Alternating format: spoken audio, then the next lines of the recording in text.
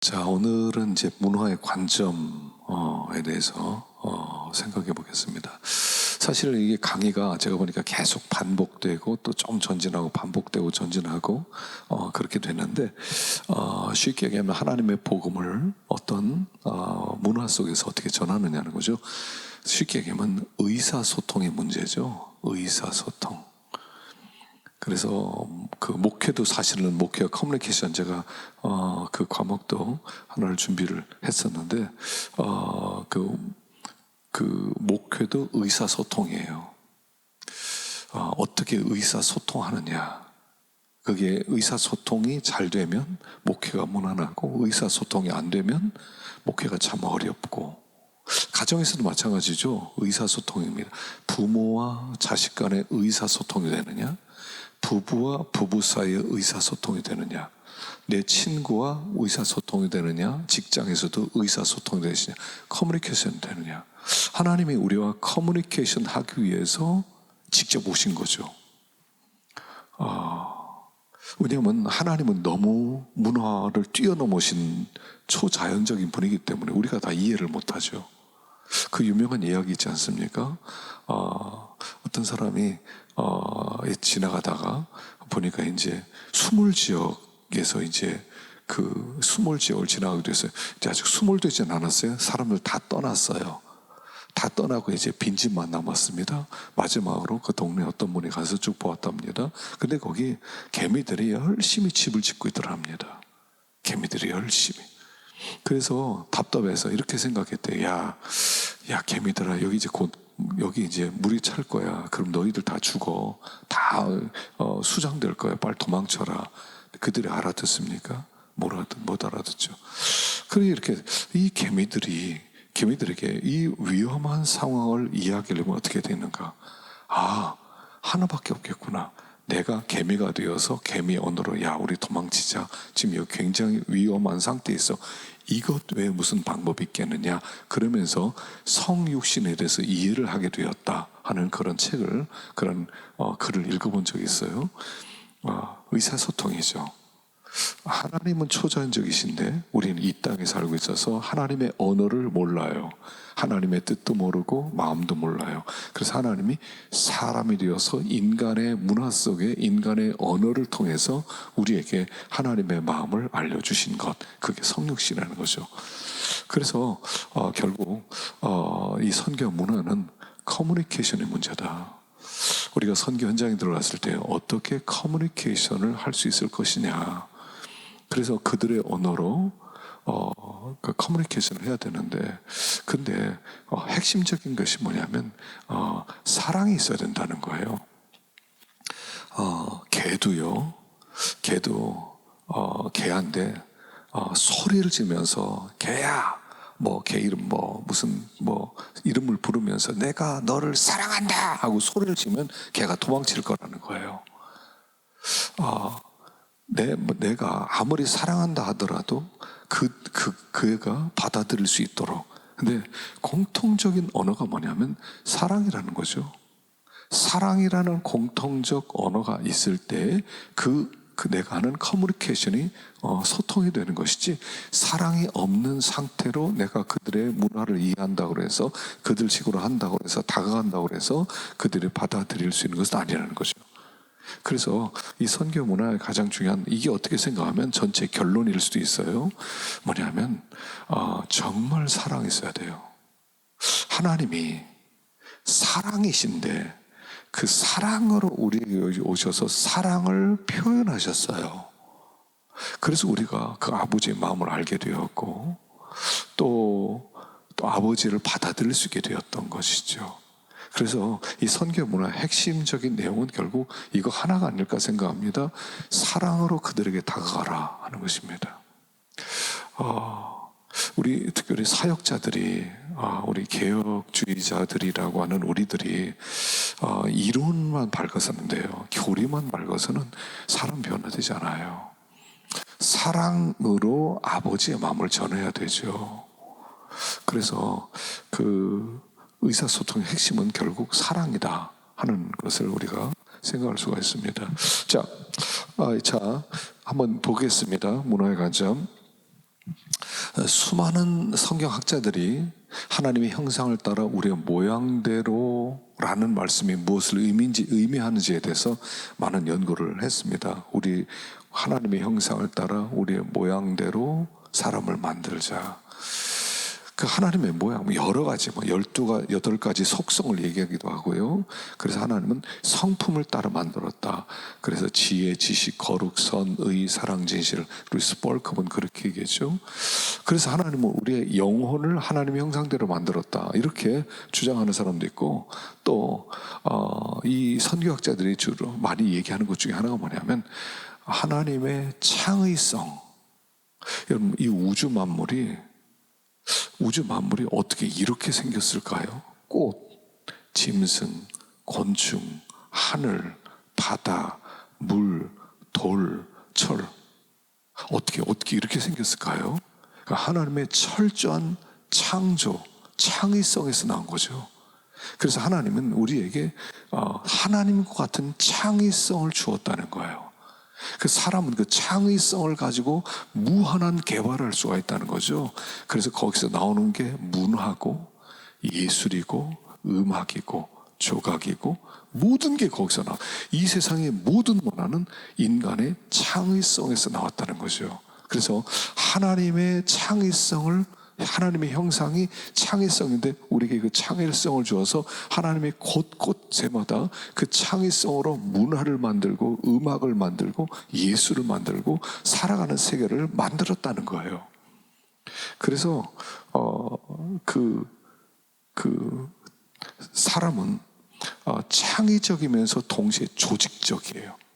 조직적이라는 것은 뭐냐면 어떤 하나의 행동을 위한 새로운 장을 만들기 위해서 기존의 방식을 벗어나지 않습니다.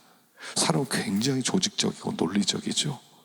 그래서 창의적이면서 조직적이고 논리적이기 때문에 어떤 문화가 새로운 문화로 바뀌어지기 위해서는 그들을 설득시킬 수 있는 어떤 새로운 방식이 이해될 때까지는 그 문화를 사용한다 하는 것입니다. 여기에서 이제 핵심된 질문은 뭐냐면 하나님과 문화와 인간과의 관계는 무엇이냐는 거예요. 그 관계가 무엇이냐. 자, 그래서 보십시다. 이제 그 관계를 우리가 알아야 되는데 신학자들은 어떻게 보냐면 하나님의 속성과 인간의 속성에 대하여 정확히 묘사를 했습니다. 그래서 신학자들의 관심은 뭐냐면 근본적으로 하나님은 어떤 분이, 본성이, 인간은 어떤 존재냐 하는 거죠. 자, 반면에 그 다음에 이제 여기 자연과학자들의 관점이 있어요. 자연과학자들의 관점. 자연과학자들의 관심은 뭐냐면 물질 세계입니다. 자연과학은 눈에 보이는 세상을 연구하는 거죠. 철학자들의 관심은 뭡니까? 철학자들은 인간의 행동이 초점이에요. 인간의 행동이 초점이에요. 그래서 관심이 다 다르죠. 신학자들은 하나님과 인간의 본성, 자연과학은 물질 세계, 철학자들은 인간의 행동, 다 다르다는 거예요. 관점이 달라요. 그래서 하나님과 문화, 인간의 관점은 차이가 있다 하는 것입니다. 자, 한번 보십시다. 첫 번째, 신학의 이제 궁극적 권위. 자, 궁극적 권위. 신학은 궁극적 권위를 하나님에게 샀죠. 궁극적 진리가 계시로 우리에게 주어졌다 하는 것입니다. 그래서 우리 믿는 사람들은 하나님의 모든 것의 목적이 되죠. 반면에 인류학자들은 보면 인간을 초월한 어떤 권위도 인정하지 않습니다. 그러니까 인류학은 인본주의죠. 그러니까 인류학자들의 궁극적 진리는 뭐냐면 인간의 경험적 발견에 있다고 주장하는 거예요. 인류학자들은 인본주의에서 인간의 중심이기 때문에 인간이 찾는 모든 것이 진리라는 거죠. 그래서 이렇게 좀 달라요. 그 다음에 인간의 그럼 제한적 요소는 무엇인가? 제한적 요소. 거기서 신학은 모든 것을 포괄하시는 창조주 하나님에 의해 제한되는 존재로 봅니다. 그래서 자, 우리 신학은 어떻게 봅니까? 인간은 창조주 하나님에 의해서 제한되는, 그러니까 하나님이 창조주고 인간은 피조물이라는 거죠. 인간은 유한하다는 거예요. 그래서 하나님에 의해서, 하나님은 창조주 무한한 분, 인간은 피조물 유한한 존재. 그런데 과학은요, 인간은 자연 속에서 고립된 제한된 존재라는 거예요. 과학은 인간의 한계성이 자연 때문에 있다는 거죠.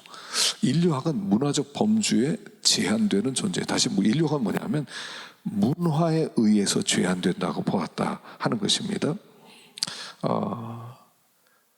그래서 인간은 그 문화에 대하여 아주 굉장히 큰 그 영향을 받습니다. 그러니까 하나님은 초문화적 존재, 인간은 하나님은 초자연적 존재고, 성경은 문화적 산물은 아니지만 문화를 통해서 하나님이 우리에게 메시지를 주신 것이다, 이렇게 보았어요. 그래서 하나님은 문화적 채널을 통해서 우리에게 말씀을 주셨다는 거예요. 이게 가장 중요한 것입니다. 자, 하나님은 우리에게 말씀을 주시는데 그 말씀은 문화라는 채널을 통해서 주셨어요. 성경이 하늘에서 떨어진 게 아니죠. 하늘에서 뭐 초자연적으로 떨어진 게 아니라 문화 속에서 주어진.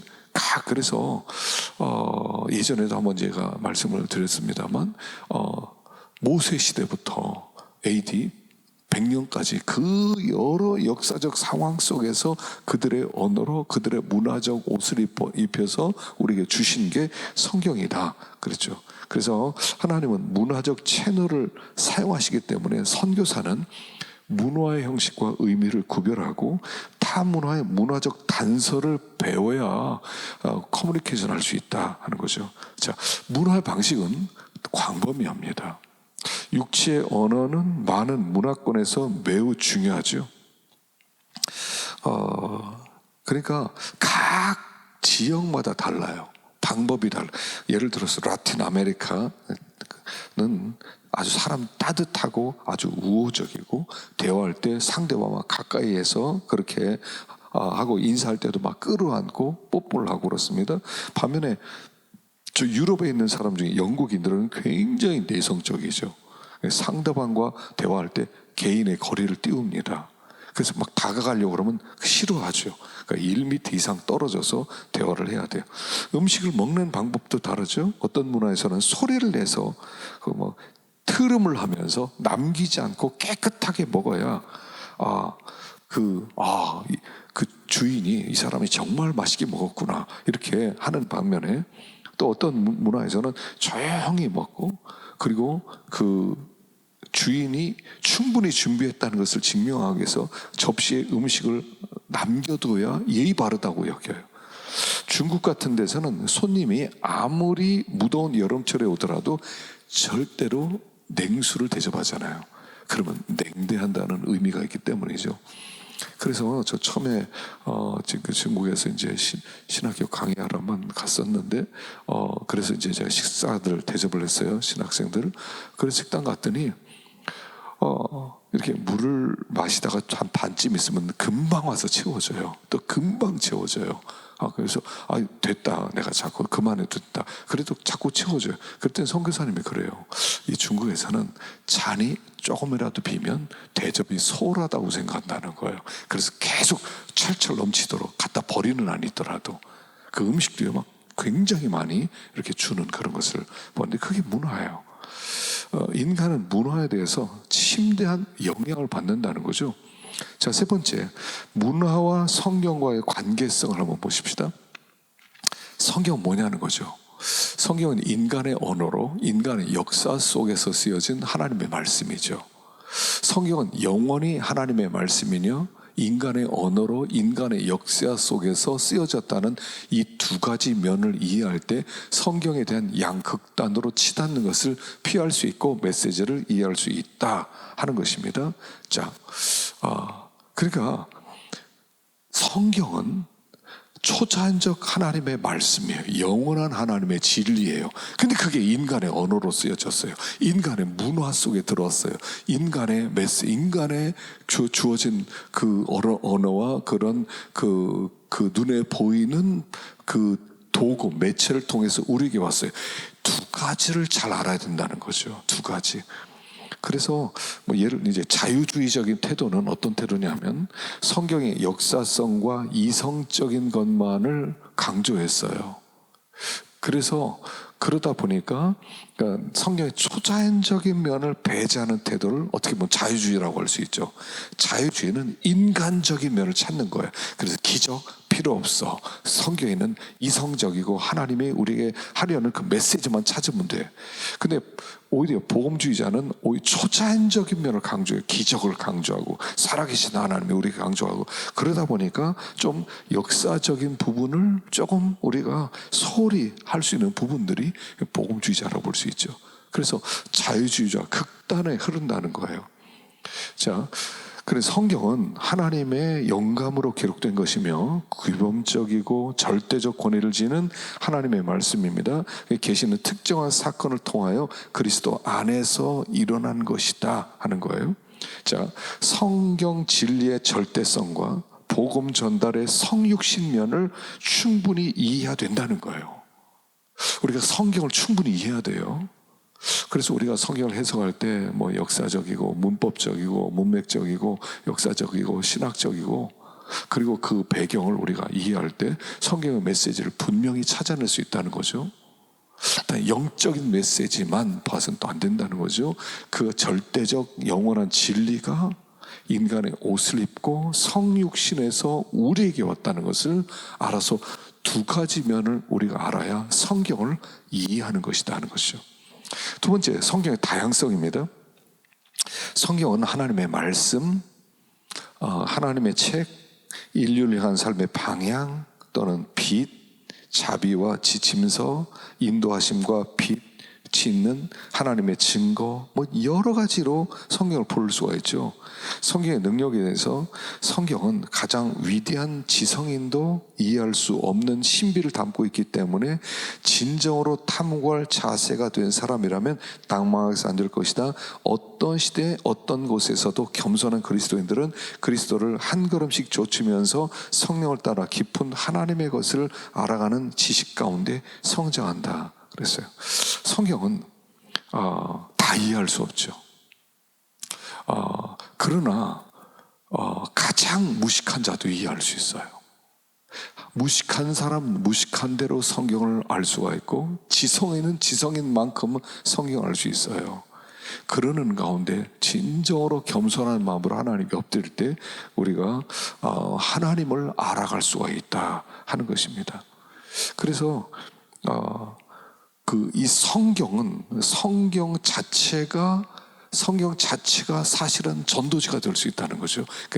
그 기도원 협회 같은 데 성경 배포 사역을 하지 않습니까? 지금은 성경이 있는 것에 대해서 굉장히 이제 좀 소홀해지는 경향이 있지만 사실은 가장 중요한 것은 이 성경은 어떤 민족, 어떤 문화, 어떤 곳에 있는 사람도 이 성경은 그들식으로 이해를 할 수가 있는 책이라는 거예요. 성경은 굉장히 다양한 것들을 이야기하고 있기 때문입니다. 자, 세 번째, 성경과 문화의 관계는 뭐냐? 그러면 문화적 상대성은 어떤 특정한 문화가 절대적이지 않으면 오히려 상대적 가치를 지니고 있다는 입장이고요. 그리고 성경은 하나님께서 인간의 언어로 기록하셨다 하는 것입니다. 자, 인간의 언어는 항상 문화적 한계를 가지고 있어요. 성경의 권위는 어느 시대 어느 곳이든 절대적이면서 동시에 각 문화의 예언자적인 그런 선지자적 사역의 권위를 가지고 있다는 것입니다. 성경은 절대적인데 각 문화에서 하나님 성경이 해석될 때는 해석될 때는 그들식으로 해석될 수가 있다는 거예요. 그러니까 그 문화라는 것은 뭐냐면 절대적 문화가 없어요. 지난 시간에도 말씀했죠. 우리 서구의 문화가 마치 절대적인 것처럼, 서구의 문화가 가장 선진적이고 성경에 가깝고 나머지는 다 미개하고 다 서구를 따라가는 것처럼, 마치 서구의 문화가 절대적인 것처럼 생각하는데, 이 땅의 문화 중에 절대적인 것은 없다는 거예요. 절대적인 문화는 없어요. 문화는 다 상대적이에요. 그래서 문화가 상대적이기 때문에 하나님의 말씀은 어떤 문화에서든지 예언적이고 선지자적인 그런 사역을 감당하기 때문에 우리가 계속해서 성경 배포 사역을 통해서 그들에게 성경을 접하게 하는 것은 굉장히 중요하다는 거예요. 그래서 예를 들어서 지금 제가 예전에 문성 선교사님이라고 있는데, 이 문성 선교사님이 아주 굉장히 그 인도네시아의 아주 깊은 정글에서 완전히 식인 문화를 가지고 있던 그분들에게 들어가서 하나님의 말씀을 그들의 문화 속에서 전할 때 그들이 놀라운 그런 변화가 되는 것을 그가 이렇게 간증한 것을 들어보았거든요. 그래서 성경은 어느 부족으로 들어가든 그들에게 합당한 예언적 선지자적 메시지를 준다 하는 것입니다. 자, 네 번째, 복음과 의사 전달의 역설적 관계입니다. 우린 복음 사역에 대한 어떤 성경적 모델이 필요하죠. 그래서 바울이 어떤 성경적 모델을 제시해 주는데, 자, 첫 번째 복음사역과 세상의 역설에 대해서 한번 생각해 봅시다. 고린도후서 4장에 보면, 그러므로 우리가 이 직분을 받아 긍휼하심을 입은 대로 낙심하지 아니하고 그 중에 이 세상의 신이 믿지 아니하는 자들의 마음을 혼미하게 하여 그리스도의 영광의 복음의 광채가 비치지 못하게 하매니 그리스도는 하나님의 형상이니라. 바울은 자신의 사역의 현장이 이 세상이라는 것을 알고 있었다는 것입니다. 그 사역은, 그가 맡은 직분은 뭐냐면 종으로서의 역할을 하면서 겸손히 섬기는 것이다 하는 거예요. 바울은 환경에 대한 현실적 이해를 가지고 있었습니다. 그것은 이 세상에, 인간 세상에 선하고 또 유익하고 진실하게 보이는 모든 것을 악하고 파괴적으로 만드는 강한 힘이 존재하는 그런 하나의 전쟁터로 본 것이에요. 그러니까 사탄적인 힘은 어디에나 편만에 있는데 분명히 사탄은 통제되고 있다는 거예요. 그래서 그리스도의 사역은 가망이 없어 보이는 적대적 환경 가운데서도 소명을 성취하도록 부름을 받았다는 것입니다. 자, 우리가 복음을 들고 가는 곳은 결코 만만한 현장이 아니라는 거예요. 분명히 이 세상에는 이 세상 신이 있는데, 혼미케 하는 신, 말씀을 듣지 못하게 하는 악한 신이 있는 그런 세상 속으로 들어간다는 거예요. 그렇기 때문에 우리가 이 세상에서 그들이 사용하는 의사소통에서도 그런 것들이 발견되고 있기 때문에 어떻게 우리가 이 세상과 종의 사역 사이의 간격을 이을 수 있느냐 하는 것이죠. 자, 세상은 악합니다. 그 악한 세상 속에 우리는 복음을 증거해야 됩니다. 악한 세상 속에 들어가서 하나님의 메시지를 증거해야 됩니다. 자, 그 문화 속에 하나님의 절대적 진리를 증거해야 되는데 거기에는 아주 사악한 신이 다스리고 있어요. 여러분, 원수 마귀가 그냥 약한 존재가 아닙니다. 원수 마귀는 아주 강력한 대적이죠. 강력한 대적입니다. 하나님을 대적했던 대적이죠. 과연 그 속에서 우리가 이 세상 속에 어떻게 우리가 이 복음 사역을 감당할 수 있겠느냐 하는 것이죠. 그래서 우리가 이 문화 속으로 들어간다고 해서 그 문화를 가지고 의사소통을 한다고 해서 그들이 복음을 그냥 쉽게 받아들이는 것은 아니라는 거죠. 거기에는 반드시 성령이 역사된다는 거예요. 그래서 우리가 이 선교와 문화에서 그들이 의사소통하는데 그들의 문화 속에서 그들의 문화로 말만 하면 그들이 변화되는 거냐? 그건 아니라는 거죠. 성령의 역사가 있어야 돼. 그래서 어둠 가운데 빛이 비치리라 하시던 하나님께서 우리에게 빛을 비춰주실 때만 우리는 변화될 수 있다 하는 것을 이야기하는 것입니다. 그렇지 않으면 사람은 변화되지 않아요. 사람이 사람을 설득시키는 것은 언제나 불가능해요. 사람은 설득된다고 생각하는데 설득되는 게 아니에요. 성령께서 역사하실 때만 믿음이 들어가고 믿음이 들어갈 때만 변화될 수 있다는 것을 얘기하는 거죠. 그래서 이 세상 속에 우리가 복음을 가지고 들어갈 때 성령의 능력을 힘입을 때만 그 문화 속에서 복음을 증거할 수 있다 하는 것입니다. 잠시 쉬었다가 마지막 시간 합시다.